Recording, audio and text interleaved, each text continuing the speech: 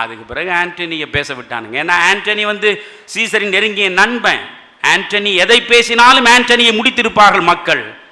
அந்த இடத்துல என்னமா பேசியிருக்கேன், இதெல்லாம் நீங்கள் அன்பு கூறு தயவுசெய்து படிக்கணும். ஆண்டனிஸ் ஒரேஷனை படிக்கணும். உலகத்தின் மிக புகழ்பெற்ற உரை அது. அந்த யூடியூப்பில் போனீங்கன்னா கூட ஆண்டனிஸ் ஒரேஷன் நீங்கள் ஜூலியஸ் சீசர் படத்தில் இருந்து தனியாக நீங்கள் பார்க்கலாம். ஜூலியஸ் சீசர் திரும்ப திரும்ப எடுக்கப்பட்ட படம், 50களில் எடுக்கப்பட்ட படத்தில் இருந்து திரும்ப திரும்ப நீங்கள் அதை அவசியம் நீங்கள் பார்க்கணும். யூடியூப்புக்குள்ளே போங்க, யூடியூப்பில் எதையோ பார்த்து வீணாகிறத விட்டுட்டு நீங்கள் இதை போய் பாருங்கள். அந்த ஆண்டனிஸ் ஒரேஷன் அவன் சொல்லுவான், இந்த சீசராடா வந்து சுயநலவாதி. அதை நான் பேச போனேன்னா நேரம் அதிகமாக போயிடும், வேண்டியதில்லை. ஆனால் அப்போ ஒரு இடம் சொல்கிறான், எப்படி not that I loved Caesar less but that I loved Rome more என்று சொன்னது பளீர்னு போய் மக்கள் மனதில் உட்கார்ந்ததோ, அதை முறியடிப்பதற்கு ஆண்டனி சொன்னா, இந்த சீசரா சர்வாதிகாரி, இவனா பதவி வெறி பிடித்தவன். டேய், we presented the kingdom thrice but he did refuse thrice என்றான். இந்த ரோம சாம்ராஜ்யத்தினுடைய மகுடத்தை 3 முறை இவனுக்கு பரிசாக கொடுக்க நாங்கள் முன் வந்தோம், 3 முறையும் மறுதளித்தவன் இந்த ஜூலியஸ் சீசர் என்று ஆண்டனி சொன்னான். அது எப்போ நடந்தது? கிபி 2ஆம் நூற்றாண்டு போல. ஆனால் நம் கண் முன்னால், நீங்க ஜேபியை பார்த்திருக்க மாட்டீங்க, நான் பார்த்திருக்கேன். ஜேபிக்கு பக்கத்தே நின்று இருக்கேன். அந்த ஜேபி கண் முன்னால் சொல்றேன், Jawaharlal Nehru he presented the kingdom thrice but he did refuse thrice. இந்த தேசத்தின் உதவி பிரதமர், இந்த தேசத்தின் ஜனாதிபதி நாற்காலி எத்தனை முறை நேரு வருந்தி வருந்தி கொடுக்க நினைத்தாலும் அதை ஏற்றுக்கொள்ளாத அந்த மனிதன், அவர் கடைசியில் காந்தி இறந்த பிறகு காங்கிரசினுடைய போக்கு குறித்து கவலைப்பட்டு அரசியலையே துறந்து வினோபா பாவேவோடு சேர்ந்து பூமிதான இயக்கத்தில் 20 ஆண்டுகளுக்கு மேலே அவர் தன் பங்களிப்பை கொடுத்து கடைசியில் 70களில் ஊழல் மலிந்த இந்த அரசியல்வாதிகளுக்கு எதிராக மாணவர்கள் புறப்பட்ட பொழுது, அந்த மாணவர்களுக்கு ஒரு சரியான தேசிய தலைமை தேவை என்கிற நிலையில் பீகாரில் பாட்னாவில் ஒதுங்கி உட்கார்ந்திருந்த அந்த வயோதிக மனிதனிடம்தான் மாணவர்கள் போய் நின்றார்கள், அவர்களுக்கு தலைமை ஏற்றார். அதன் விளைவுதான் 1977 இந்திரா காந்தியினுடைய பீடம் பறிபோனது. பஞ்சாபிலே தொடங்கி வங்காளம் வரை ஒரு இடத்தில் கூட காங்கிரஸ் கட்சி வெற்றி பெற முடியவில்லை. அப்படி ஒரு மாற்றத்தை உருவாக்கிய ஜேபி பிரம்மச்சரிய விரதத்தை கடைபிடித்தவர் தான். ஆனால் நான் சொல்வது உங்களுக்கு, பிரம்மச்சரியம் என்று நம்மளவில் எதை வைத்துக் கொள்ளலாம்? என் மனைவியோடு மட்டும் இன்புறுவது தான் வாழ்வு. என் மனைவி, கணவன் மனைவி. ஏனென்றால் காமம் என்பது நெறிப்படுத்தப்பட வேண்டும் என்பதற்காகத்தான் குடும்பம் என்கிற கட்டுமானமே நம் முன்னோர்களால் உருவாக்கப்பட்டது. காமத்தை தவிர்க்க முடியாது. நான் தயவு செய்து உங்களுக்கு இந்த இடத்தில் கொஞ்சம் கூடுதலாக பேசிக் கொண்டிருக்கிறேன். காரணம் ஒன்றுதான், நீங்கள் காமம் தவிர்த்தல் என்பது ஒன்று, காமம் கடத்தல் என்பது ஒன்று. எங்கே போகிறோம் நாம் என்று நான் தொடரை ஒன்று, மிகவும் புகழ்பெற்ற தொடர், ஜூனியர் விடனில் எழுதினேன். 50 ஆண்டு கால ஒட்டுமொத்த அரசியல் வாழ்வு, சமூக வாழ்வு, கலாச்சாரம் எல்லாவற்றிலும் ஏற்பட்டிருக்கிற சீரழிவை நீங்கள் அந்த ஒரு புத்தகத்தை படித்தாலே தெளிவாக தெரிந்து கொள்ளலாம். It is a document.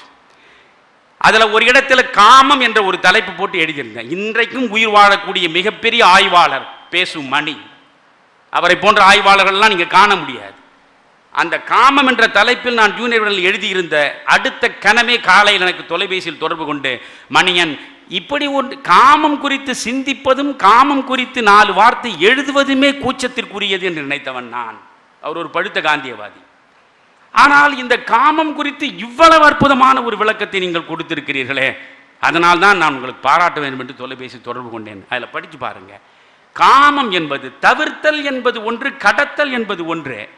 ஒன்றை தவிர்த்து விட்டு, ஐயோ நான் பிரம்மச்சரியத்தை கடைபிடிக்க வேண்டும் காந்தியே சொல்லிட்டார் என்பதற்காக நீங்கள் காமத்தை தவிர்த்து விட்டு சென்றால் காமம் உங்களை நிழலாய் தொடர்ந்து கொண்டே இருக்கும்.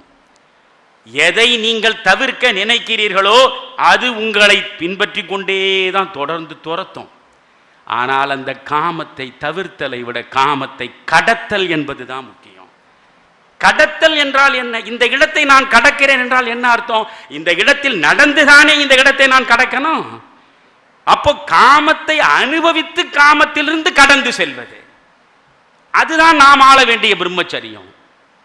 காந்தி சொன்னார், ஒரே ஒரு நாள் நான் இந்த தேசத்தின் சர்வாதிகாரியாக இருந்தால் கஜுராஹோ கோவிலை மொத்தமாக இடித்து தூள் தூளாக்கி விடுவேன்.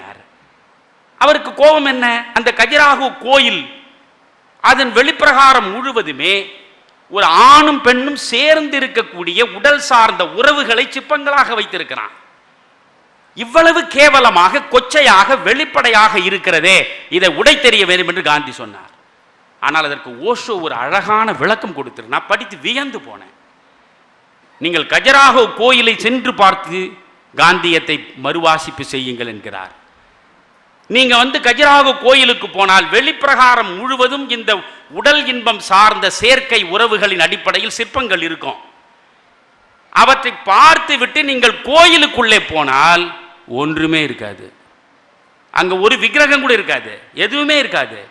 அந்த விக்கிரகம் இருக்க வேண்டிய இடத்தில் திறந்த வெளிதான் இருக்கும்.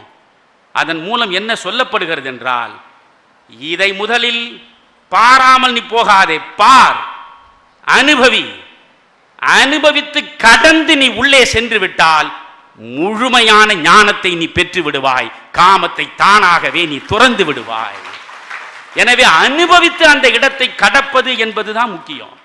சரி, அனுபவிப்பது என்று நாம் முடிவெடுத்து விட்ட பிறகு நான் என் மனைவியோடு மட்டும் இன்புறுவது, என் மனைவி என்னோடு மட்டும் இருப்பது என்பதுதான். கற்பு என்பதெல்லாம் ஒண்ணுமே கிடையாது. அது ஆணாதிக்கம் இந்த பெண்ணின் மீது வைத்திருக்கக்கூடிய மிக மோசமான ஒரு தடுப்பு வேலி. அது கற்பு என்பதற்கு அர்த்தம் என்ன? நீங்க இந்திரசித்தன் ராமாயணத்துல ராவணன் சபையில இந்திரசித்தன் அவன் பாட்டுக்கு ராவணனை, நீ நான் இருக்க, நீ கவலைப்படாத, இந்த ராவணனை நான் ஒரு கை பார்த்துடுறேன்னு பேசுறான். அப்ப விபீஷணன் எழுந்து சொல்றான், கற்பிலா பாலகன்னு ஆரம்பிக்கிறான். அப்ப கற்பிலா பாலகன்னா பெண்ணு தான், இவன் ஆணாச்சு, இவனுக்கு கற்பிலா பாலகன் சொல்றானே. கற்பு என்றால் அறிவு என்று பொருள். அங்க அறிவற்றவனேன்றான். இங்க கற்பு என்பதற்கு நாம் வைத்துக் கொள்ள வேண்டிய உண்மையான அடையாளம் என்ன? கற்பு என்றும் நான் தலைப்பெற ஊருக்கு நல்ல சொல்வேனில் எழுதியிருக்கேன் ஒரு கட்டுரையில. கற்பு என்பது என்ன? நான் என் மனைவியிடம் கொண்டிருக்கிற நம்பிக்கையும் என் மனைவி என்னிடம் கொண்டிருக்கிற நம்பிக்கைக்கும் பெயர் தான் கற்பு. என்னை தவிர வேறு யாரையும் இவள் பார்த்து சரணப்பட மாட்டாள் என்று நான் நம்பணும். இவனை தவிர வேறு எவனை பார்த்தும் என் நெஞ்சு சரணப்படாது என்று அவள் நினைக்கணும். அந்த நம்பிக்கைக்கு பெயர் தான் கற்பு. எனவே இது 3வது கட்டம். பிரம்மச்சரியம் குறித்து கொஞ்சம் கூடுதலாகவே உங்களுக்கு சொல்லிட்டேன்.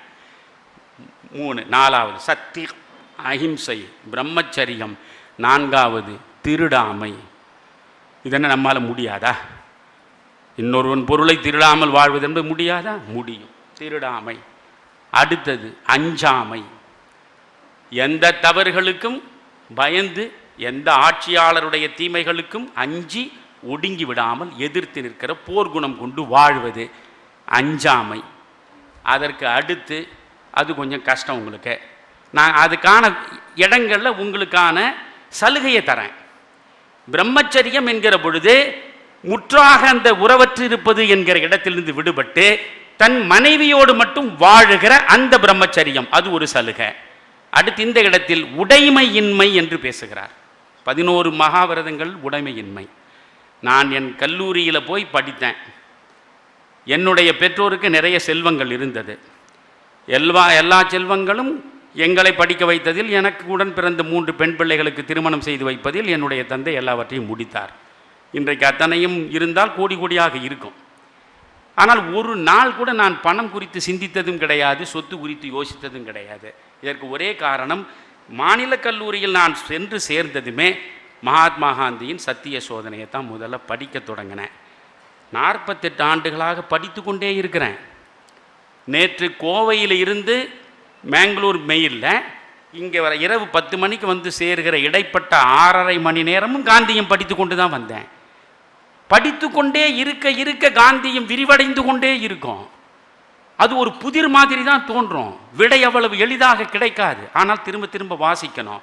இப்போ உடைமையின்மை என்பது தான் காந்தியம். நான் அன்றே முடிவெடுத்தேன், வாழ்வில் சாகும் வரை எனக்கென்று ஒரு சதுர அடி சொத்து கூட சேர்க்க கூடாது என்று நான் சத்தியம் செய்த மனசுல.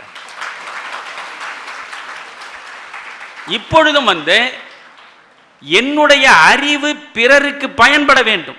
என் அறிவை கொண்டு எதையாவது பெற்றால் அதை பிறர் அறிவுக்கு பயன்படுத்த வேண்டும் என்பதற்காக, சுய விளம்பரத்துக்கு நான் சொல்லலை, உங்களுக்குள் அந்த உணர்ச்சி வர வேண்டும் என்பதற்காக சொல்கிறேன். இப்பொழுது ஒரு ரோட்டரியில், ஒரு லயன்ஸில், ஒரு செல்ஃப் ஃபைனான்ஸ்டு என்ஜினியரிங் கல்லூரியில் என்னை பேச அழைத்தால் போவேன். மதிப்பூதியம் கொடுப்பார்கள், வாங்கிக் கொள்வேன். அந்த மதிப்பூதியத்தில் நானோ என் மனைவியோ ஒரு தேநீர் கூட அருந்துவது கிடையாது.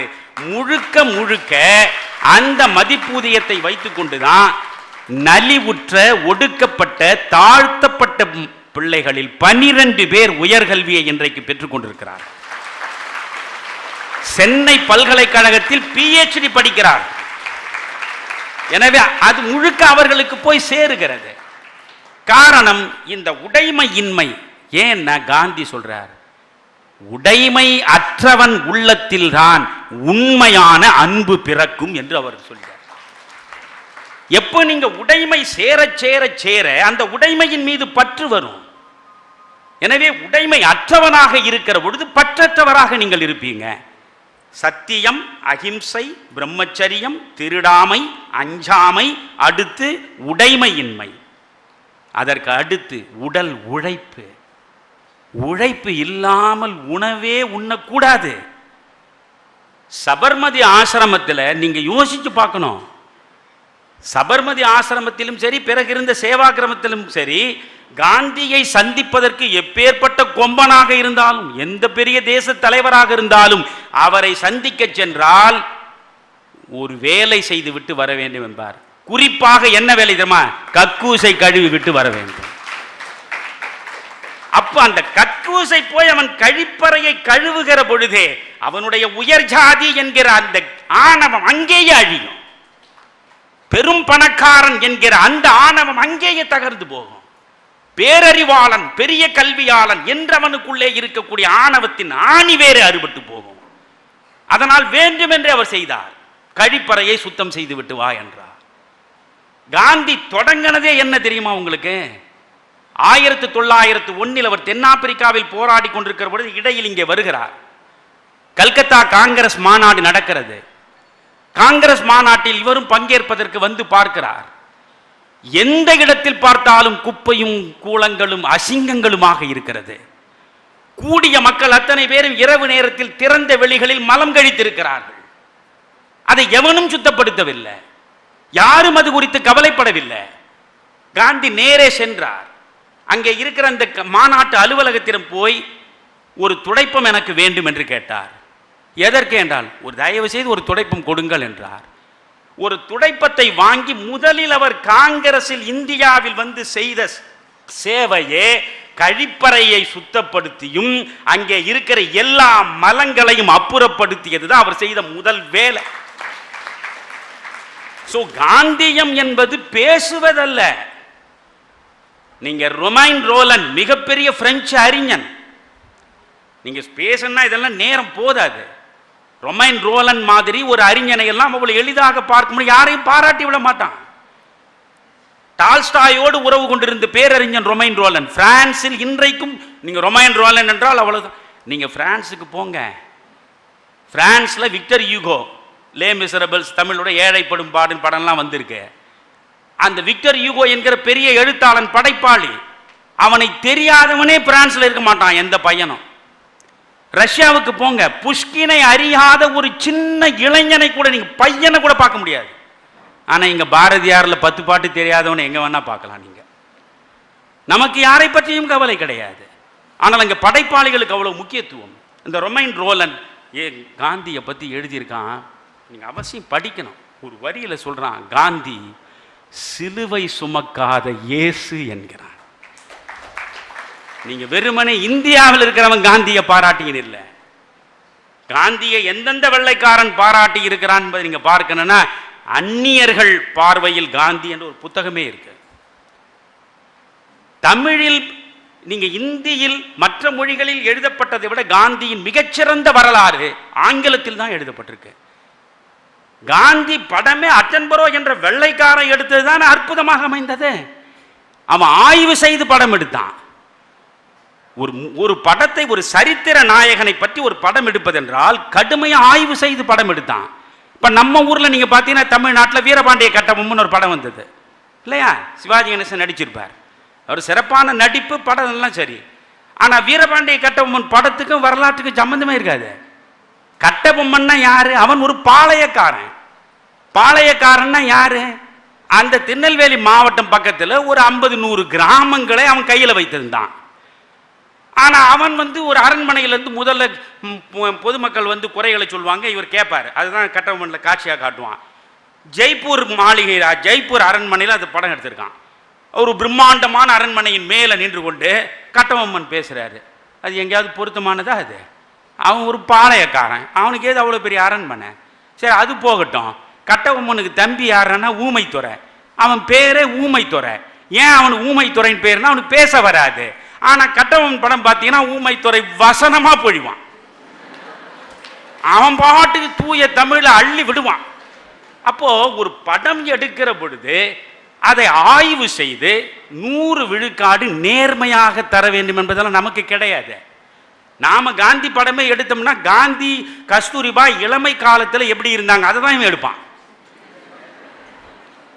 காந்தி தன்னுடைய தந்தை மரணப்படுக்கையில் இருக்கிற பொழுது காம வயப்பட்டு, காந்தியை சத்திய சோதனை சொல்லனா நமக்கு தெரியுமா? இதெல்லாம் திறந்த புத்தகமாக தன் வாழ்க்கையை வைத்திருந்தவர் அவர்.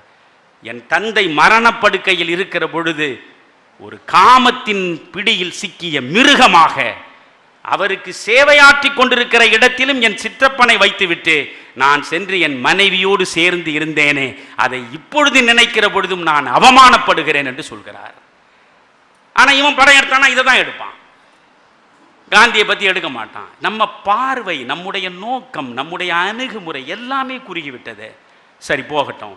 இப்போ உடைமையின்மை, நான் உடைமையின்மை முடிவெடுத்துட்டேன். உடைமையற்றவனாக தான் இருக்கேன்.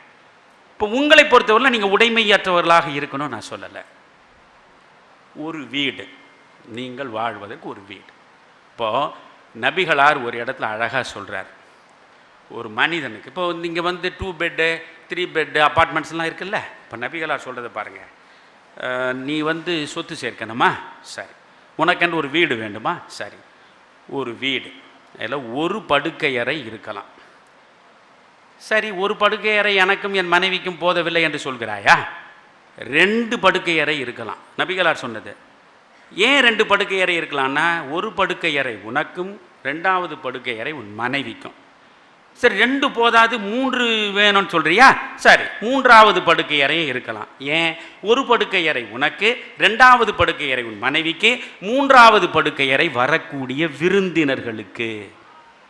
அதற்கு மேல் எந்த படுக்கை அறை இருந்தாலும் அது சைத்தானுக்கு, அது உனக்கானது இல்லை. அப்போ நீங்கள் கவனம் வச்சுக்க வேண்டியது, 3 பெட்ரூம் அப்பார்ட்மெண்ட் இஸ் பர்மிசபிள். இப்போ எல்லாவற்றிலும் ஒரு அளவு இருக்கணும், அவ்வளவுதான். உடைமையே இல்லாமல் நீங்கள் இருக்கணும்னு நான் சொல்லலை, அளவு. இப்போ பாருங்க, இப்போ இங்கே திருச்சியில் இருந்து கோயம்புத்தூர் போகணுன்னா ஒரு கார் இருந்தால் அவர் ஒரு காரில் போகலாம் இல்லை? சில பேர் பார்த்தீங்கன்னா அவன் வீட்டு வாசலில் 6 கார் நின்று இருக்கும். எனக்கு புரியாத விஷயம் இதெல்லாம். அவன் என்ன 6 காரில் ஒரே நேரத்தில் அகல கால் பரப்பி அமர்ந்து கொண்டா போக முடியும்? இவனுக்கு எதுக்கு 6 காரு? இவனுக்கு எதுக்கு ஊருக்கு ஊர் வீடு? கொடைக்கானலில் ஒரு வீடு, ஊட்டியில் ஒரு வீடு, ஒரு பெரிய வீடு, ஒரு சின்ன வீடு, ஒரு பக்கத்து வீடு, இதெல்லாம் இவனுக்கு எதுக்கு? ஸோ எனக்கானது ஒரு சின்ன வீடு, எனக்கு வேண்டிய ஒரு வாகனம், ஒரு ஃப்ரிட்ஜ் வச்சுங்க, ஒரு மிக்சி வச்சுங்க. இதான் இல்லாதவங்களுக்கு தான் இலவசமாகவே அரசு கொடுக்குதே, அது நான் தப்பே சொல்லலை. ஒரு மிக்சி, ஒரு கிரைண்டர், ஒரு ஃப்ரிட்ஜு, ஒரு சின்ன வீடு, ஒரு காரு, ஒரு ஃபோனு, இவையெல்லாம் நாளைக்கு நீங்கள் IAS IPS ஆனால் நீங்கள் இதெல்லாம் வச்சுங்க. ஆனால் இதற்கு மேல் ஆசை பெருக பெருக பெருக தவறான வழியில் தான் சொத்து சேர்க்க முடியுமே தவிர சத்தியம் சார்ந்து ஒரு செப்பு காசை கூட சேர்க்க முடியாது இல்லையா? நீங்க யோசனை பண்ணணும். என்னுடைய அனுபவத்தில் நான் சொல்றேன், எத்தனையோ IAS ஆபீசர்ஸ் என்னுடைய நெருங்கிய நண்பர்கள், 40 வயது வரை நீங்க பாருங்க, ஒவ்வொரு IAS ஆபீசரும் ஒரு IPS ஆபீசரும் ரொம்ப பெரிய லட்சியவாதியா இருப்பான். அவனுக்குள்ள 1000 கனவுகளோடு புறப்படுவான். நான் எல்லா தவறுகளையும் தட்டி கேட்பேன். எந்த அரசியல்வாதிக்கும் சல்யூட் அடிக்க மாட்டேன், எவனுக்கும் கார் கதவை திறக்க மாட்டேன். என்ன பண்ணிடுவான் அவன்? மிஞ்சி போனால் டிரான்ஸ்ஃபர் போடுவான், அவ்வளோதானே. தண்ணி இல்லாத காடுக்கு போடுவானோ. இப்போ தான் எந்த இடத்துலையும் தண்ணி இல்லையே, அதனால் எங்கே போனாலும் வித்தியாசமும் கிடையாது எனக்கு. இவ்வளவு தெளிவாக பேசுவான், நான் பார்த்துருக்கேன். இவ்வளவு தெளிவாக பேசுவான் 40 வயது வரை. அதுக்கு பிறகு பார்த்தீங்கன்னா மெல்ல மாறுவான். ஒரு அமைச்சர் இருக்காருன்னு வச்சுங்க, இங்கே இருக்கிறதுன்னு இல்லை, பொதுவாக ஒரு அமைச்சர் இருக்கார், அவருக்கு ஒரு பெட்டி வரணுன்னா இவர் காரியம் பண்ணணும், இவர் கையெழுத்து போடணும் இல்லை, இவர் அதிகாரி தான் இது சரின்னு சொல்லி கையெழுத்து போடணும். இந்த பெட்டியில் உனக்கு ஒரு 10% ஏன் வீணாக போகிற, இன்னும் நீ 18 வருஷத்தில் ரிட்டையர் ஆக போகிறியா, உனக்கு 2 பிள்ளைங்க இருக்குது, அதெல்லாம் நல்லா படிக்கணும் இல்லையா, அதுக்கெல்லாம் கேபிட்டேஷன் ஃபீ கட்ட வேண்டாமா, நீ சத்தியமானவன் சொல்கிறதாலே தனியார் பள்ளி கல்லூரியில் உனக்கு இன்ஜினியரிங் சீட் கிடைச்சிருமா, இல்லை MBBS கிடைக்குமா, போட்டு உருட்டுவான். இவன் உருட்ட அவன் கண்ணு முன்னால் நம்ம புள்ள வரும், நம்ம பொண்ணு வரும். பொண்ணுக்கு IAS ஆஃபீஸருடைய பொண்ணு, IPS ஆஃபீஸருடைய பொண்ணுன்னா அவன் 1000 எதிர்பார்ப்போடு தானே ஒரு பிள்ளை சேருவான். அப்போ அந்த பிள்ளைக்கு பொண்ணுன்னா அதுக்கு என்ன எல்லாம் செய்யணும். இப்போ கல்யாண செலவு, படிப்பு செலவு, அப்புறம் நம்ம 58 வயசு வரைக்கும் இருக்கிற வரைக்கும் இவன் கார் கதவை திறக்கிறான், சல்யூட் அடிக்கிறான். பல IAS ஆஃபீஸரை பார்த்தீங்கன்னா அவர் கோப்பை அவர் கையாலோடு எடுத்து போக மாட்டார், அவர் பின்னாலேயே ஃபைலை தூக்கின்னு ஓடி வருவான். அப்புறம் கார் கதவை இவர் திறந்து இறங்க மாட்டார், அவங்க ஓடி டிரைவராக இருக்கணும், அந்த பக்கத்துலேருந்து ஓடி காரை சுற்றின்னு இந்த பக்கம் இறக்கி விடுவான். இவ்வளோ சுகத்தையும் அனுபவித்த பிறகு 58 வயசில் ரிட்டையர் ஆகிட்டாருன்னா நாய் கூட திரும்பி பார்க்காது. அப்போது இவ்வளோ சுகங்களை அனுபவித்து இப்போ சுகமே இல்லாமல் போயிட்டோமே.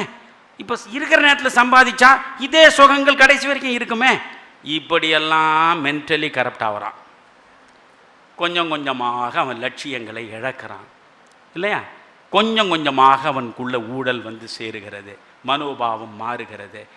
இது என்றைக்கும் இல்லாமல் இருக்கணும்னா உங்கள் வாழ்க்கை தேவைகளை குறைவாக வைத்துக்கொண்டு குறைந்த தேவைகளை நிறைவடையக்கூடிய நெஞ்சு மட்டும் இருந்தால் உங்களால் எதையும் சாதிக்க முடியும். எந்த அரசியல் தலைவனுக்கும் எந்த ஆட்சியாளனுக்கும் நீங்க சாமரம் வீச வேண்டியதில்லை. சகாயத்தை பாருங்க இல்லையா, ஒண்ணும் இல்லை. அந்த ஒரு சகாயம் இரவு மட்டும் முழுவதும் நான் இங்கே தான் இருப்பேன்னு சொல்லி இல்லைன்னா மறுநாள் காலை மண்டை ஓடு கிடையாது, நிச்சயமா கிடையாது. இவன் 5-6 மணி வரலாம் தான் தோண்டுவானா, அதுக்கு பிறகு தோன்றதுக்கு சட்டம் இடம் தரலையா, சட்டத்திலே இருக்கான், அந்தி சாய்ந்து விட்டால் தோண்டக்கூடாது, அதனால மறுநாள் காலையில் தோண்டலாம்னு சொல்லிட்டான். அங்கே இருக்கிற ரெவென்யூ ஆஃபீஸர் உதவியா இல்லை, அங்கே இருக்க போலீஸ் அஃபீஷியல் சகாயத்துக்கு உதவியா இல்லை. சரிங்க காலையில் தோண்டிக்கலான்னு இவரும் போயிட்டு இருந்தாருன்னா இரவு என்ன பண்ணியிருப்பான், இவன் தோண்டியிருப்பான். தோண்டி உள்ளே இருக்க மண்டை ஓட்டையெல்லாம் பார்சல் பண்ணி வேறு ஒருத்தர் போட்டுட்டு அந்த மண்ணை மீண்டும் மூடி மொத்தமாக செஞ்சுட்டு காலை பொழுது விடிஞ்ச உடனே சகாயம் மாதிரி ஆட்டெல்லாம் வந்த பிறகு பாருங்கள் சார் சென்ற இடத்துல மறுபடியும் தொடங்குகிறோம், இன்னும் திரும்ப தோண்ட தொடங்குவான். மண்டை ஓடு காணாமல் போயிருக்கும். இது சகாயத்துக்கு தெரியாதா? பாம்பின் கால் பாம்பறியும் இல்லையா, அதனால் அங்கேயே உட்கார்ந்ததால் இப்போ மண்டை ஓடு கிடைச்சிருக்கு. அந்த நேர்மை நம்ம அனைவருக்கும் வரணுமா இல்லையா? நான் உங்களிடம் கேட்பது ஒன்று தான், இப்போ எத்தனை IAS ஆஃபீஸர்ஸ் இருக்காங்க, ஏன் நீங்க சகாயம் ஒருத்தர் பேர் எல்லாரும் தெரிஞ்சு வச்சிருக்கீங்க? யோகியன்றதுனால தானே, சுத்தமானவன்றதுனால தானே. அப்போ எளிமையும் சுத்தமும் யோகியமான வாழ்க்கையும் உங்களுக்கு இருந்தால் நீங்கள் எப்பொழுதுமே சமூகத்தின் பார்வையில் வெற்றியாளர்களாக இருப்பீர்கள் என்பதுதான் நிச்சயம். அப்துல் கலாமை நீங்க எடுத்துங்க, அப்துல் கலாமை விட சயின்டிஸ்டே கிடையாதா? இந்தியாவில் நீங்க அப்துல் கலாமுக்கு இணையா சயின்டிஸ்டே இல்லைன்னு சொன்னா நீங்க இந்திய அறிவியல் கழகத்தை அவமானப்படுத்துறீங்கன்னு அர்த்தம். எத்தனையோ சயின்டிஸ்ட் இருக்கான் இந்தியாவில், ஆனால் அப்துல் கலாமை மட்டும் நாம ஏன் தூக்கி வச்சு கொண்டாடுறோம்? உயர உயர உயர செல்ல செல்ல தாழ தாழ தாழ பணிவை மேற்கொண்டு அந்த மனிதன் வாழ்ந்ததனால குடியரசுத் தலைவர் அளவுக்கு உயரத்தில் கொண்டு போய் உட்கார வைத்தாலும் ஒரு சாதாரண சின்னஞ்சிறு மாணவனிடமும் அன்பு காட்டி நெஞ்சார தழுவி அவனிடமும் கேள்வி கேட்டு அவனிடமும் பதிலை பெற்று வாழுகிற வாழ்க்கை முறை. குடியரசுத் தலைவர் மாளிகையில் இருக்கிற பொழுது அவரோடு பிறந்த மூத்த அண்ணன், அவரே 80 வயசுக்கு மேலானவர், இப்ப 90 வயசு கடந்த அந்த மூத்த அண்ணன் தன் குடும்பத்தோடு அந்த குடியரசுத் தலைவராக இருக்க ஜனாதிபதி மாளிகைக்கு ஒரு நாள் பார்க்கணும்னு ஆசைப்பட்டா வருவதிலிருந்து போகிற வரை உண்ட உணவுக்கானது வரை அத்தனை செலவுகளையும் கணக்கு போட்டு அரசுக்கு திருப்பி கொடுத்த அந்த நேர்மை இல்லையா? அதனால எளிமையாக இருப்பதும், நேர்மையாக இருப்பதும், பணிவாக இருப்பதும் நிச்சயமாக உங்களை உயரத்துக்கு கொண்டு போகும். நீங்கள் எத்தனை கோடியை திருட்டு பணம் சம்பாதிச்சு வச்சிருந்தாலும் பழிபாவங்களைத்தான் சுமக்க வேண்டி இருக்கும். அதனால் உடைமையின்மை என்று பேசுகிற பொழுது அதை ஓரளவு உங்களுக்கு வேண்டிய அடிப்படை தேவை, பேசிக் நெசசரி ரெக்குவயர்மெண்ட்ஸ், அடிப்படையாக என்ன தேவை அவற்றை நீங்கள் பெற்றுத்தான் தீரணும். அதில் நான் தவறு சொல்ல